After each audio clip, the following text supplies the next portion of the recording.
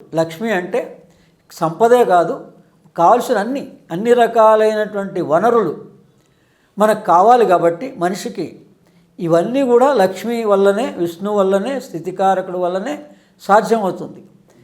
అందుకని ఈ మంత్రాన్ని కమలే కమలాలయే ప్రసీద ప్రసీద, ప్రసీద ప్రసీద అంటే అనుగ్రహించు, నాకు ఈ చక్రాలని వికసింపచెయ్యి, వీటిని అనుసంధానం చెయ్యి, సమత్వం కలిగించు.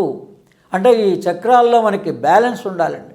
అందుకని మన చక్రాల్లో, గ్లాండ్స్లో ఈ బ్యాలెన్స్ తప్పితేనే, 1 మిల్లీగ్రామ్ తేడా వస్తేనే మనకి ఈ రోగాలు కానీ ఇవన్నీ వస్తున్నాయి.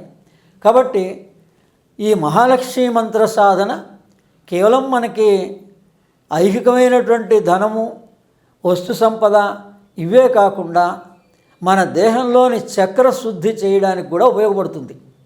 ఈ చక్రాలని, షట్ చక్రాలను ఎలా శుద్ధి చేసుకోవాలి అన్నదానికి రామకృష్ణ మాస్టర్ గారు ఒక అనుసంధానం ఇచ్చారు.